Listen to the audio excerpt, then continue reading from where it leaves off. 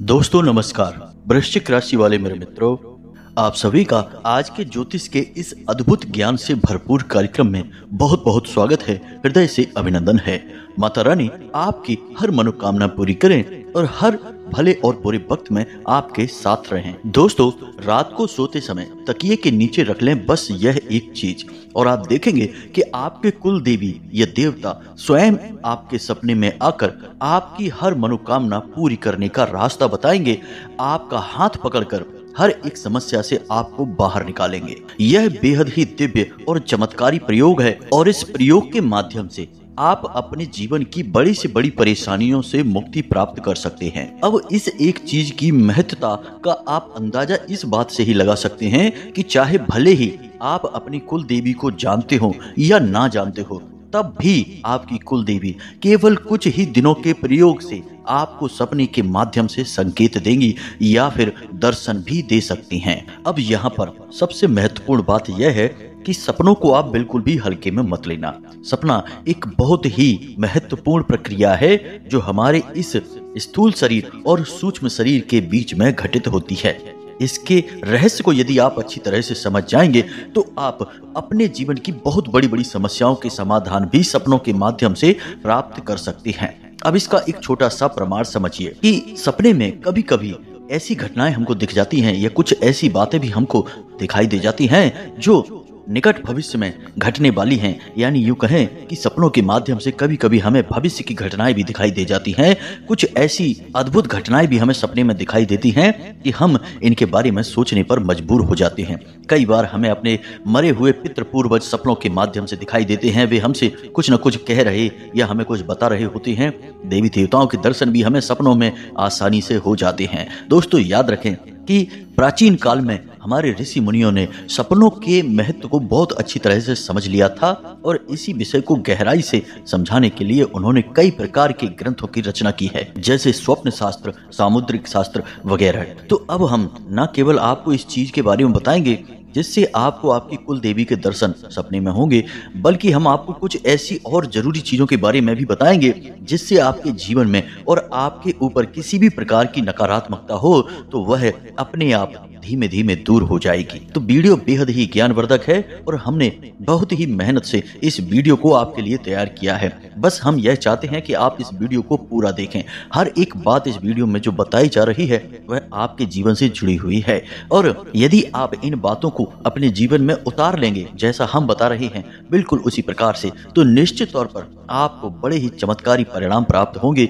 इस बात की हम गारंटी देते हैं। तो चलिए इस ज्ञानवर्धक महत्वपूर्ण वीडियो को प्रारंभ करें, लेकिन इससे पहले आपसे एक निवेदन है कि कमेंट में पूरे भक्ति भाव के साथ एक बार नहीं 3 बार लिखना, जय मां भद्रकाली कृपा करो। माता की कृपा की आवश्यकता तो सबको होती ही है। साथ ही साथ दोस्तों, आप अपना नाम और स्थान भी कमेंट बॉक्स में लिखकर भेज दें।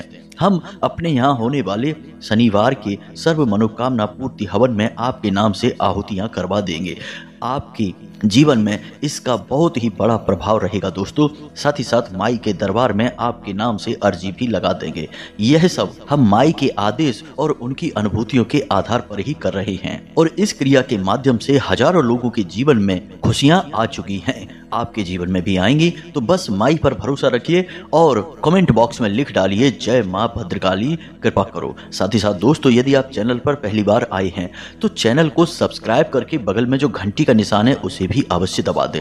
इससे आप हमारे चैनल परिवार के सदस्य बन जाएंगे और माई की कृपा के विशेष पात्र भी बन जाएंगे। तो चलिए जल्दी से चैनल को सब्सक्राइब करिए, फिर आगे बढ़ते हैं। दोस्तों, अब ध्यान से समझो, जो बातें हम आपको बताने जा रहे हैं वे थोड़ी सी गहरी होंगी, और इन्हें समझने के लिए आपको पूरा ध्यान हमारे इस वीडियो पर रखने की आवश्यकता रहेगी। तो ध्यान से सुनिए। शास्त्रों में इस संसार को जिसमें हम रहते हैं इसे भौतिक संसार कहा गया है, लेकिन इसी के साथ साथ अन्य प्रकार की दुनियाएं भी हमारे साथ चलती हैं जिन्हें हम अलग आयाम कह सकते हैं या फिर अभौतिक आयाम या अभौतिक संसार कह सकते हैं। इन्हें हमारे शास्त्रों में लोक कहा गया है, जैसे सूर्य लोक, तप लोक, स्वर्ग लोक, पितृलोक वगैरह। इसी प्रकार दोस्तों, हमारे शरीर के भी 2 रूप माने गए हैं। एक तो भौतिक शरीर जिसे हम स्थूल शरीर कहते हैं, और एक अभौतिक शरीर जिसे हम सूक्ष्म शरीर कहते हैं। तो जिस प्रकार इस भौतिक संसार में हमारा यह भौतिक शरीर विचरण करता है, यानी कि हम कहीं भी जा सकते हैं, कैसे भी घूम सकते हैं, किसी से कुछ भी बात कर सकते हैं, जो मन में आए वो सब कुछ कर सकते हैं, उसी प्रकार उस अभौतिक संसार में इस शरीर से नहीं लेकिन अपने सूक्ष्म शरीर से हम निश्चित ही पहुंच सकते हैं। तो अब ऐसे में सवाल यह उठता है कि इस भौतिक संसार से उस अभौतिक संसार में पहुंचने का रास्ता क्या है। तो दोस्तों, इसके दो रास्ते होते हैं। एक रास्ता यह है कि बहुत तप किया जाए, ध्यान किया जाए, और उसके बाद जब आपका तप बढ़ जाएगा तो आप अपने आप अभौतिक संसार में विचरण करने लगेंगे। जैसे प्राचीन काल में कई ऋषि मुनि कहीं भी चले जाया करते थे, चाहे स्वर्गलोक हो या कोई अन्य लोक हो, लेकिन यह बहुत ही कठिन मार्ग है और इसमें कई वर्षों का तप लग सकता है, या फिर आपके तप में थोड़ी बहुत कमी रह गई तो आप नहीं भी कर सकते हैं। लेकिन एक बहुत ही सरल तरीका भी है कि आप जब सो जाते हैं तो उस समय आप अभौतिक संसार में विचरण करते हैं। अब यहाँ पर समस्या यह है कि जब आप तप के माध्यम से किसी लोक में घूमते हैं तो वह आपके नियंत्रण में होता है, वहां आप जागृत अवस्था में होते हैं। लेकिन जब आप स्वप्न के माध्यम से किसी लोक में विचरण कर रहे होते हैं तो वहां पर स्थितियां आपके नियंत्रण में नहीं रहती हैं, आपको इसका आभास नहीं होता, या यूं कहे कि आप सुप्त अवस्था में होते हैं। यही एक फर्क है किसी योगी के किसी भी अभौतिक संसार में घूमने का और किसी सामान्य इंसान के किसी अभौतिक संसार में घूमने का। तभी तो हमारे प्राचीन काल के ऋषि मुनि स्वर्ग लोक में चले जाते थे या किसी भी अन्य लोक में चले जाते थे, जहां से भूत भविष्य वर्तमान की सारी जानकारी इकट्ठा कर लिया करते थे और अनेकों प्रकार के अद्भुत ज्ञान का संग्रहण कर लिया करते थे। लेकिन कोई सामान्य पुरुष यह नहीं कर सकता है स्वप्न के माध्यम से। वह तो अनियंत्रित तौर पर स्वप्न में इधर से उधर घूमता रहता है, लेकिन इसी बीच कुछ न कुछ ऐसा अवश्य होता है, यानी कि भविष्य की कुछ झलकियां दिख जाती हैं, किसी ऐसे इंसान से मुलाकात हो जाती है जिससे मिलने के बाद जब वह इंसान सपने से जागता है तो सोच में पड़ जाता है कि आखिर ऐसा क्यों हुआ। तो उम्मीद है कि आप समझ रहे होंगे कि सपनों को हम इतना हल्के में नहीं ले सकते हैं, यह बड़ी बात है। और सपनों का संसार एक वास्तविक संसार है दोस्तों। इसके बारे में आज के समय में वैज्ञानिक तमाम प्रकार की खोजबीन कर रहे हैं, लेकिन अभी तक इसके रहस्यों को पता लगा पाना संभव नहीं हो पाया है। अब विज्ञान की माने तो विज्ञान यह कहता है कि सुबह 3 बजे से 5 बजे के बीच में जो स्वप्न आते हैं वे बड़े ही विचित्र होते हैं, और उस अवस्था में जो मानव शरीर होता है उसे रैम स्टेज कहा जाता है, यानी रैपिड आई मूवमेंट स्टेज। और उस स्थिति में इंसान जो स्वप्न देखता है वे बड़े ही अद्भुत होते हैं। लेकिन यदि हमारे शास्त्रों की बात माने तो शास्त्र यह कहता है कि ब्रह्म मुहूर्त में देखे जाने वाले सपने कोई साधारण सपने नहीं होते हैं, या तो वे भविष्य की झलकियां होती हैं, या फिर जो आसपास हमारे दिव्य शक्तियां घूम रही हैं वे हमसे संपर्क करने की कोशिश करती हैं, कुछ हमारी मदद करना चाहती हैं, कुछ हमें बताना चाहती हैं। तो यहाँ तक जो बातें हम आपको बताते चले आ रहे हैं दोस्तों, वे केवल हम इसलिए बता रहे हैं ताकि आप इस बात के महत्व को समझ सकें जो हम आपको बता रहे हैं। अब स्वप्न का आप जीवन में लाभ कैसे ले पाएंगे यह सोचने की बात है, क्योंकि आप साधारण इंसान हैं और साधारण इंसान के तौर पर आप किसी ऋषि मुनि की भांति कठोर तप कर नहीं सकते हैं, ना ही इतना आपके पास समय है और ना ही उस कठोर तप की आपके पास समझ है। तो आप अपने स्वप्न का प्रयोग अपने जीवन को सुंदर बनाने में किस प्रकार से करेंगे। तो अब यहीं पर आती है आपकी मतलब की महत्वपूर्ण जानकारी। तो अब ध्यान से सुनिए दोस्तों, जितनी भी चीजें इस भौतिक संसार में मौजूद हैं उनकी अपनी विशेष ऊर्जा होती है। जी हाँ दोस्तों, कुछ की नकारात्मक, कुछ की सकारात्मक। अब इसका प्रमाण यह है कि हम पूजा पाठ करते हैं और उस पूजा पाठ के दौरान हम तरह तरह की चीजों का प्रयोग करते हैं, जैसे चावल है, काले तिल है, या सिंदूर है, हल्दी है और नारियल है, नींबू है। हम अलग अलग देवी देवताओं की पूजा में अलग अलग सामग्रियों का प्रयोग करते हैं। कुछ देवी देवताओं की पूजा में कुछ विशेष प्रकार की सामग्री निषेध होती है, यानी इस सामग्री का प्रयोग नहीं किया जाता। जैसे कि भगवान भोलेनाथ की पूजा में श्रीफल तोड़कर नहीं चढ़ाया जाता है, केतकी के फूल नहीं चढ़ाए जाते हैं, सिंदूर का प्रयोग नहीं किया जाता है। तो अब ऐसा क्यों है दोस्तों? ऐसा इसलिए है कि हर एक चीज की अपनी एक खास ऊर्जा होती है और इन चीजों को हम देवी देवताओं को समर्पित करके उस ऊर्जा को समर्पित करते हैं, ना कि उन चीजों को समर्पित करते हैं। याद रखिए कि देवी देवता एक ऊर्जा स्वरूप होते हैं। वे हमारी आपकी तरह भौतिक शरीर लेकर नहीं घूम रहे हैं। उन्हें भूख प्यास नहीं लगती है, उन्हें किसी भी चीज की आवश्यकता नहीं है। वे दिव्य हैं, ऊर्जा हैं। तो हम जब कोई चीज उन्हें समर्पित करते हैं तो वो चीज तो हमारे हाथों में ही रहती है। मान लीजिए हमने एक नारियल किसी देवता को समर्पित किया या प्रसाद समर्पित किया, तो नारियल तो हमारे हाथ में ही रहता है, पूरा का पूरा नारियल।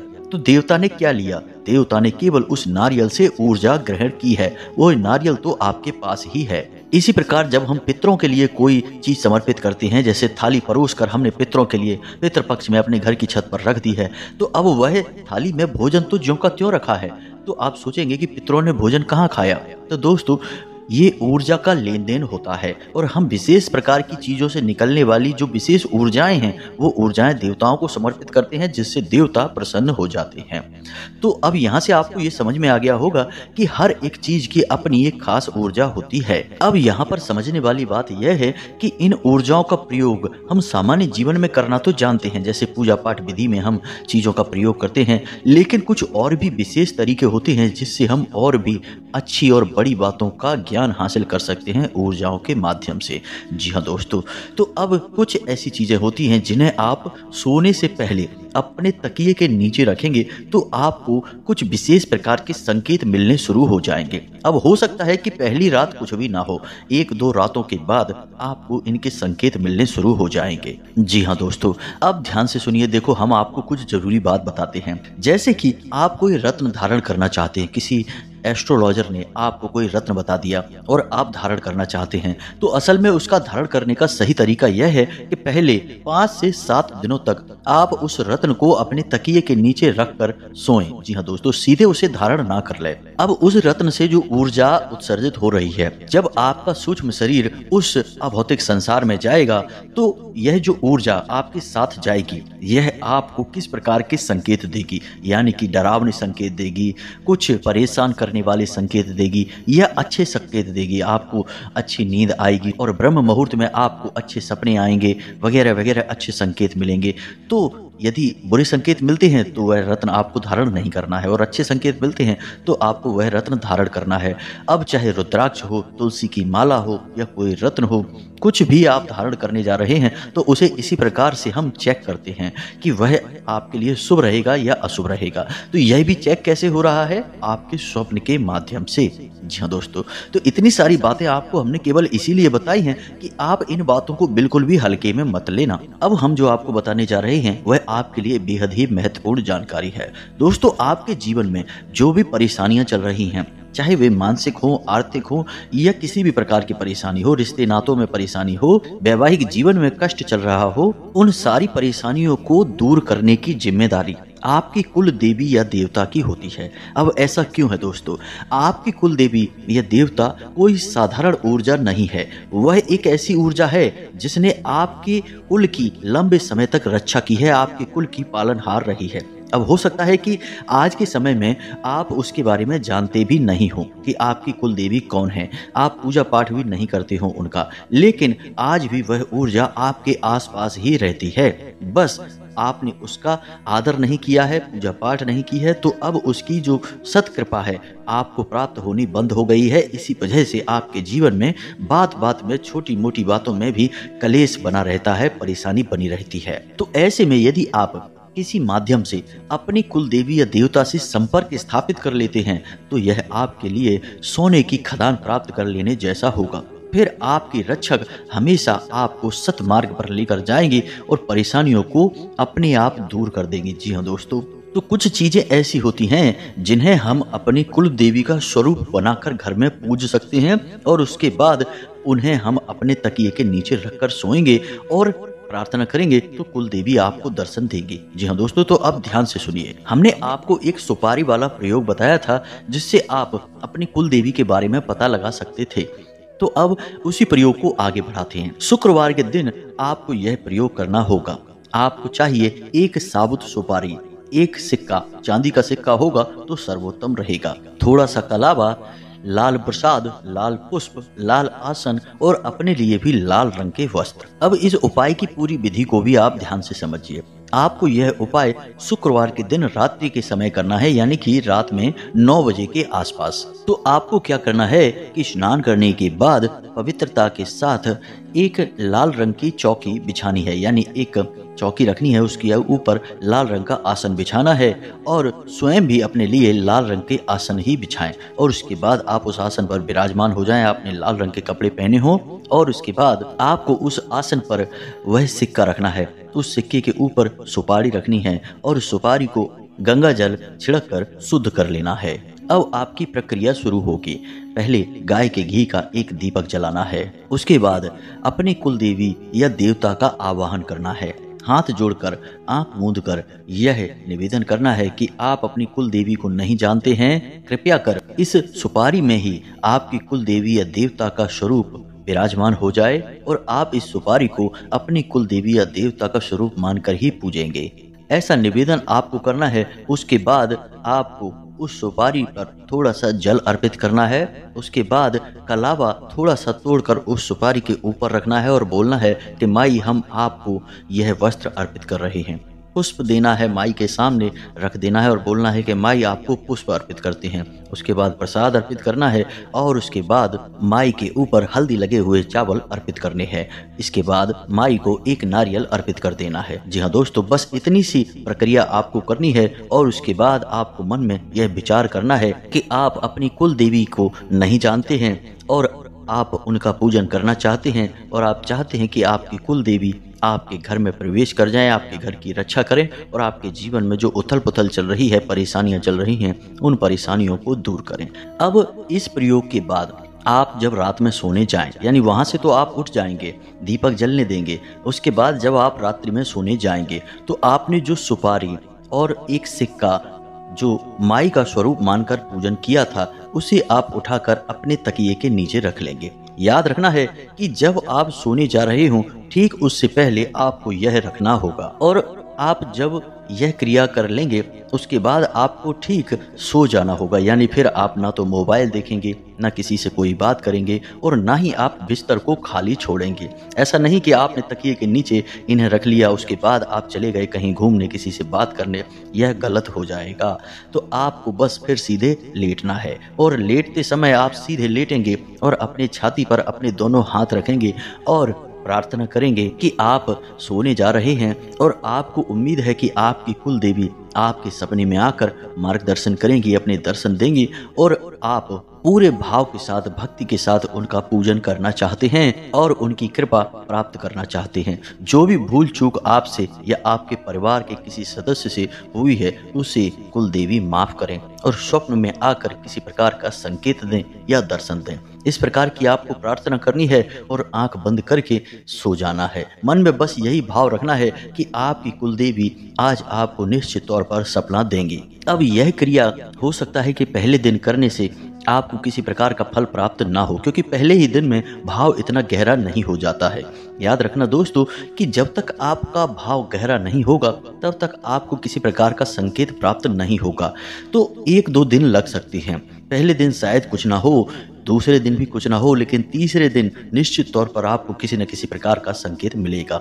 अब हर दिन आपको इसी प्रकार उस सुपारी का और सिक्के का पूजन करना है, यानी सिक्के के ऊपर सुपारी को रख के पूजन करना है और हर रात आपको तकिए के नीचे इसी सिक्के और सुपारी को रख कर सोना है। और सुबह जब आप सोकर जागें तो इस सिक्के और सुपारी को अपने पूजा की अलमारी में रख कर अपने काम पर निकल जाएं। जी हाँ दोस्तों, नहा धोकर और माई के सामने हाथ जोड़कर अपने काम पर निकल जाएं और रात्रि के समय माई की पूजा करने के बाद आप फिर से उस सिक्के और सुपारी को अपने तकिए के नीचे रखकर सो जाएं और विचार वही लाएंगे कि आज रात आपकी कुल देवी आपके सपने में आएंगी और आपका मार्गदर्शन करेंगी। अक्सर ऐसा देखा गया है कि 3 से 5 दिनों के बीच माई निश्चित तौर पर जातक को स्वप्न में आकर संकेत देती हैं।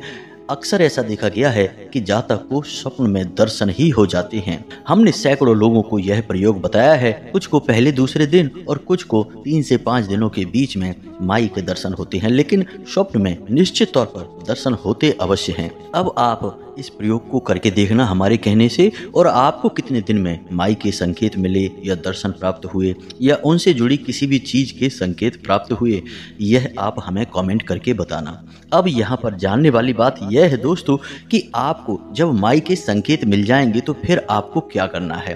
तो जिस भी देवी देवता के आपको संकेत मिले, समझ लीजिए कि वही आपके कुल देवी या देवता हैं। अब आपको उनका विशेष अनुष्ठान पूजा पाठ करना होगा। यानी कि मान लिया कि दुर्गे माँ आपको सपने में दर्शन देती हैं, तो फिर आपको यह संकल्प लेना होगा कि 21 दिनों तक आप नित्य दुर्गा चालीसा का पाठ करेंगे। इसी प्रकार यदि हनुमान जी आपको दर्शन देते हैं तो आपको हनुमान जी के लिए भी 21 दिनों का कोई अनुष्ठान उठा लेना है। संकल्प लेकर ही इस अनुष्ठान को आपको उठाना है दोस्तों, तभी आपका यह प्रयोग पूर्ण होगा। 21 दिनों के इस अनुष्ठान में निश्चित तौर पर आपकी बड़ी से बड़ी समस्या दूर हो जाएगी और आपकी हर मनोकामना पूरी होने लगेगी। अब दोस्तों यहाँ पर आपको कुछ भी कहने सुनने की आवश्यकता नहीं है, यानी देवताओं से आपको कुछ मांगने की जरूरत नहीं है, कुछ भी कहने की जरूरत नहीं है। उन्हें सब कुछ आपके बारे में पता है, बस आप सीधे तौर पर इस प्रक्रिया को पूर्ण करते जाइए। दोस्तों यकीन मानिए कि कई लोगों ने इस प्रयोग के माध्यम से रातों रात सफलता हासिल की है। जी हाँ दोस्तों, कुछ जातक ऐसे थे जो बहुत ही परेशान थे, उनके जीवन में तमाम कष्ट थे, कहीं से भी कोई रास्ता दिखाई नहीं दे रहा था, बस अंधकार ही अंधकार था। तो उनकी कुल देवी या देवता ने स्वयं उनके सपने में आकर मदद की और बाद में उन्होंने अनुष्ठान को उठाया और फिर उनके जीवन में चमत्कारी बदलाव आ गए। तो हम भी बस यही चाहेंगे दोस्तों कि आप हमारी इन बातों पर यकीन करें और एक बार इस प्रयोग को करें अवश्य। आपको निश्चित ही बहुत ही सकारात्मक परिणाम प्राप्त होंगे, हम इस बात की गारंटी देते हैं। अब यदि इस प्रयोग से संबंधित कोई प्रश्न आपके मन में उठता है तो आप कमेंट करके पूछें, हम आपके प्रश्नों के जवाब देने की पूरी कोशिश करेंगे। बस हमारा निवेदन आपसे यही है कि इसे आप एक बार ट्राई अवश्य करें, यह आपके ऊपर निश्चित तौर पर कार्य करेगा। जब कोई किसी की मदद करने के लिए तैयार नहीं होता दोस्तों, तब भगवान का हाथ मदद के लिए आता है, लेकिन हमें प्रयास तो करने ही पड़ते हैं। घर पर बैठे बैठे हम सोचें कि भगवान आ जाएं और हमारी मदद कर जाएं, तो यह संभव नहीं होगा दोस्तों। भगवान भी उसकी मदद करते हैं जो अपनी मदद स्वयं कर सकता है। तो बस यही एक प्रयास है, इसे आप करिए, आपको सकारात्मक परिणाम प्राप्त होंगे। इसी के साथ साथ आज के इस वीडियो को विराम देते हैं। कमेंट में पूरे भक्ति भाव के साथ जय मां भद्रकाली कृपा करो अवश्य लिखना, एक बार नहीं 3 बार लिखना। माई की कृपा आपको निश्चित तौर पर प्राप्त हो जाएगी। मिलते हैं अगले ज्ञानवर्धक वीडियो में, तब तक के लिए धन्यवाद। जय माता की।